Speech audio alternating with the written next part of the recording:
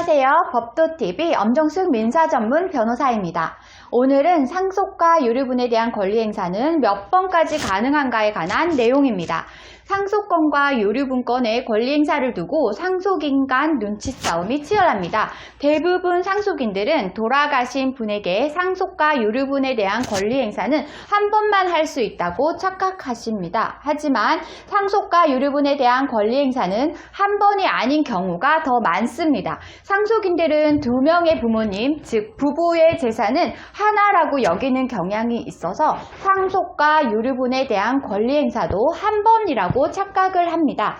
결론부터 말씀드리면 상속권은 아버지가 돌아가셨을 때 한 번, 어머니가 돌아가셨을 때 또 한 번으로 최대 2번까지 권리행사가 가능합니다. 법률 용어가 어려운 분들을 위해 용어 설명부터 하고 갈게요.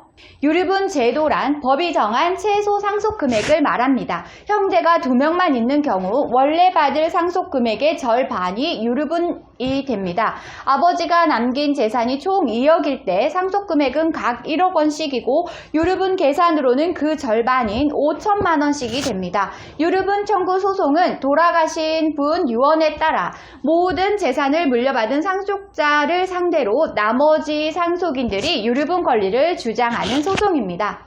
오늘 주제에 이어서 설명드립니다. 상속권이 생긴다는 의미는 유류분권을 주장할 수 있는 횟수와 같습니다. 유류분권 역시 아버지가 돌아가셨을 때 다른 상속인에게 돌아간 증여 재산으로 인해 권리 침해가 발생한다면 유류분권을 주장할 수 있고 어머니가 돌아가셨을 때에도 똑같이 반복됩니다. 상속권이 생기는 경우가 최대 3번 이상인 경우도 있습니다. 상속권은 아버지가 돌아가셨을 때, 또 어머니가 돌아가셨을 때, 그리고 부모님이 돌아가신 상황에서 미혼인 형제가 사망했을 때도 다른 형제에게 상속권이 발생합니다. 이 경우 미혼인 형제가 사망 전 제3자, 즉 친족이 아니거나 여러 형제 중 한 명에게만 증여한 경우에는 다른 형제가 제3자를 대상으로 유류분권을 주장할 수 있습니다. 다만 형제 사망 시 다른 형제가 유류분권을 주장할 수 없는 법 개정이 현재 준비 중에 있기 때문에 추후 입법 절차에 따라 그 결과는 지켜봐야 되겠습니다. 현행법상으로는 가능하다는 말씀입니다. 한편 상속과 유류분의 권리행사는 최대 2번 이상 가능하지만 현실에서는 한 번만 행사하는 경우가 많습니다. 남은 부모님의 노후를 위해서이죠. 부모님 중 한 분이 돌아가시면 재산은 자녀와 남은 배우자에게 상속됩니다. 노부 또는 노모가 되신 부모님은 경제활동에 제약이 생기기 때문에 자녀들은 남은 부모님의 노후를 위해 자신의 상속권을 포기하고 남은 부모님에게 재산이 넘어가도록 하는 경우가 많습니다.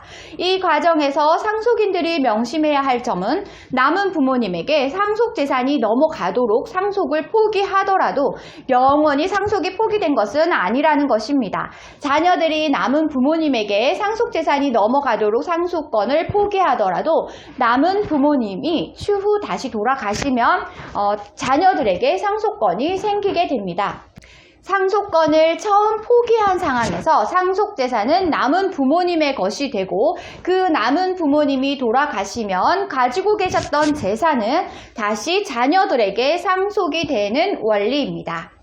또 하나 명심해야 할 점은 상속권은 가족 구성원에 따라 달라지지만 유류분권은 수차례 주장할 수도 있다는 점입니다. 상속은 재산을 물려줄 대상이 돌아가셨을 때에만 발생하지만 상속권이 발생한 후 몰랐던 재산이 발견된다면 유류분권은 여러 차례 주장할 수가 있습니다. 즉 아버지가 돌아가시면 상속권은 한 번 발생하지만 다른 상속인에게 증여된 재산을 일부만 알았다가 추후 또는 다른 증여 재산이 발견이 될 때 유류분권을 다시 주장할 수도 있다는 말입니다.